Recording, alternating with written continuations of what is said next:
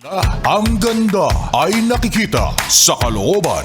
Bakit sa kanya? Nasa pangalan na, nasa mukha pa. Ganda ka? Ganda yarn?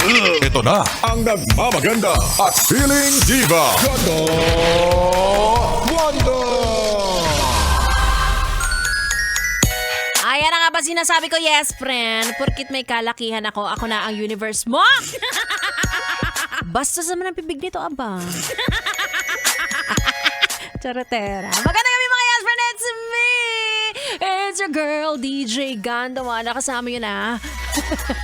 Hanggang alas 9 ng gabi. Nakakaloka ka, Joshua. Bakit mo pinapanipis yung itsura ko sa social TV, ha? May sinasabi ka ba? Ha? May gusto ka bang iparating, ha?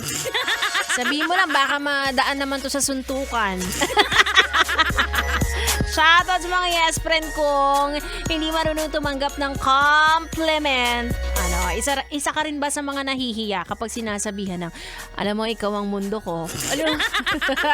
Or kahit sa simpleng, ang ganda mo today. Diba? Hindi mo pag sinabi mo kasing thank you, so alam mo na maganda ka.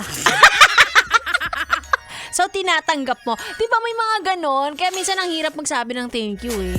Oh, ang hirap po tanggapin. Hala. Pero ang sabi nila, may mga nababasa ako. Yes, nagbabasa. Nabasa ko lang to sa likod ng public toilet. Yung mga ganyan daw ay hindi nila masyadong ina-admire ang kanilang sarili or hindi nila masyadong mahal ang sarili nila. 'Di ba? Na parang hindi ko nga kino-compliment yung sarili ko, hindi nga ako nagagandahan tapos magagandahan kayo sa akin. Mga ganon. Yung iba naman, hindi sila makapag-thank you sa'yo. At parang, sinasabi mo maganda ako. Kasi crush ka nila. Ala! Hindi mo parang tanga. Pero natutunan ko na kapag kino-compliment ka ng isang tao, okay na daw yung mag-thank you ka. Pwede na yun.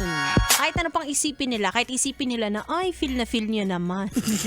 Ikaw na nga nagsabi. So, ayun, again, compliment yun, tanggapin natin ng buong buo. Kaya ikaw na nakikinig ng ganda mo, hoy! Napakaganda. Parang pipilahan sa ano.